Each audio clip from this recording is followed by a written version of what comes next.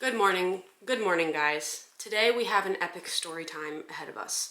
So stay tuned, grab some popcorn, and keep your cameras rolling and keep your phones on, keep that phone brightness screen up, because we're gonna get into it. Get into it. Stop it. Don't lick me. Please don't. Today I'm gonna be telling the story of the time that I walked New York Fashion Week, a show on the New York Fashion Week official calendar as a 5'4" model, because anyone can do it. You can do it too. So we're gonna be doing my makeup while I tell this story. So let's go over to the makeup desk real quick. This all started a few months ago. I was casually perusing Instagram, as one does, and I get this message from my friends over at Lost Pattern, New York, beautiful designer silk brand. I was immediately excited because I have a great relationship with them. I walked for them last year, New York Fashion Week, for Fashion Designers of Latin America, for their Frida Kahlo collection. If you know me, I'm Mexican and I love Frida Kahlo. I've been to her house. I think she's actually one of my favorite artists. Immediately, the fact that they reached back out was like intriguing, like what's going on. Clicked on the message, jaw dropped. They are inviting me to walk for their next runway collection that's going to be on the official New York Fashion Week calendar. So it was no surprise I was losing my mind over this information. Please, I was in awe. But little did I know that this was going to be one of the craziest runway experiences I've ever had. I've only ever walked in, this is my third runway, and I'm very grateful and thankful that Young and the Lost Pattern team invited me back for year 2. So I get to New York after a long day of traveling from LA to New York, go to Lost Pattern's headquarters, and here's a proper fit check. Shoes, skirt. My Uber's here, gotta go. We just got to our first fitting of the day. Yay! Go to my fitting, try on some outfits. I thought it was pretty cool actually that the designer and owner of the brand let me pick which outfit I like most, so I went with this dress because I wanted to do a dress for the runway. I've never done that. So after the fitting, went shoe shopping for the show, and then it was show day on the 11th. Crazy tidbit of information. My mom flew into New York from Spain to surprise me to come see the show. Yeah! And so the fact that they were even able to see her like front row and she was able to attend with all my friends, so crazy to me.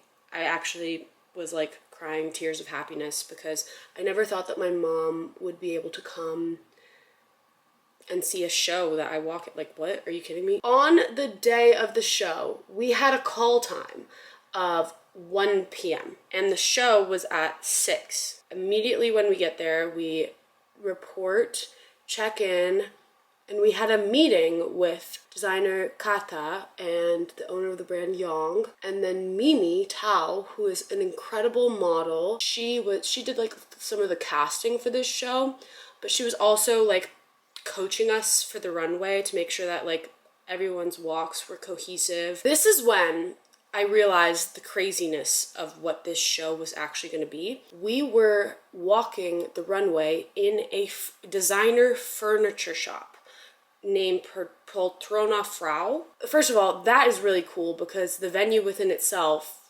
was amazing.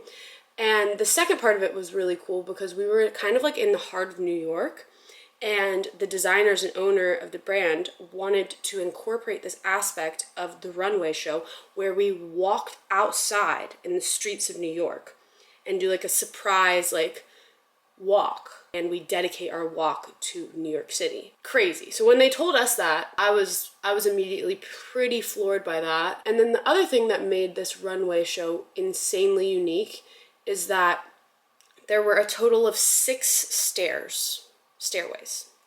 1, 2, 3, 4, 5, 6 that we had to walk up and down. So up, down, up, down, up, down. Which for me in my little stiletto 4-inch heels, I was definitely like, okay, I'm gonna practice. Like, I'm not gonna eat.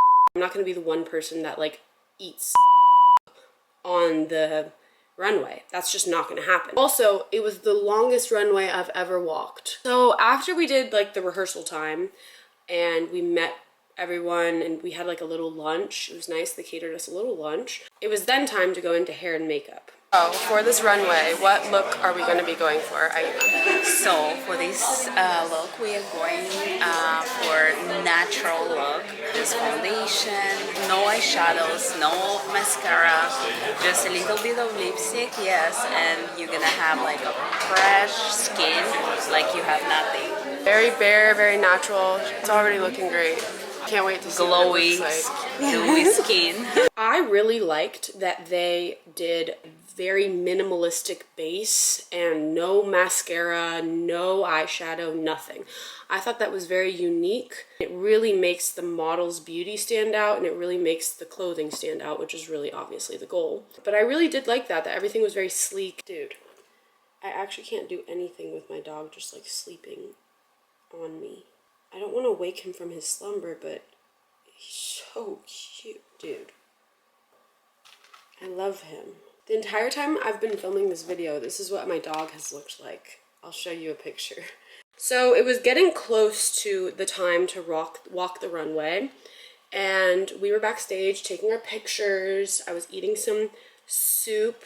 Y'all, this soup is so good. Some pre-show soup. It's really good. I just love lentils, so it's like a lentil soup. There were a lot of my friends there. I invited Ashley, Natalie, Ariana, my mom, and my friend Josie and her friend. So it's literally over 5 people that came to see the show. I am the #1 Lolly Lexi fan. And I was like, when I saw those stairs, I was like, it's game over, honestly. I know that that's not really what you're supposed to say or whatever, but I'm honest. Like, I'm gonna be honest. I was tweaking. I thought I was gonna eat it on the runway. One thing that I appreciated more than anything about this runway and these designers and this brand and this collection is how on point they are with casting models, a group of models that is so uniquely diverse. And to me, like, if you're going to put on a collection that is purchasable by everyone in the entire world, you should have models that look like any person in the entire world. So shout out the casting crew for this runway, because I think that they did a really amazing job of representing a great array of models. Just had to say that. After hair and makeup, we had a little bit of press time where there were just like photographers and people with press that came backstage. So at this point, it was time to get into our outfit backstage, and we also had to get all of our finishing touches done, including our hair, touching up our hair, as well as touching up some of our makeup, of course, right before we're about to go on. This is when I started getting really nervous, but that's okay. Guys, I just walked and I'm backstage right now. It went so well. I'm gonna show you a video.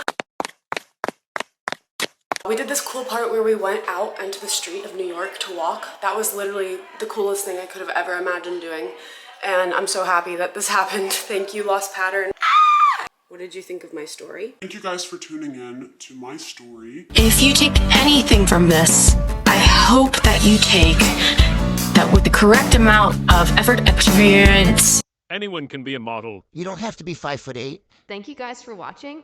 Thanks for tuning in. And stay tuned for the continuation of the New York Fashion Week series. And see you next time. Adios. Adios. Adios.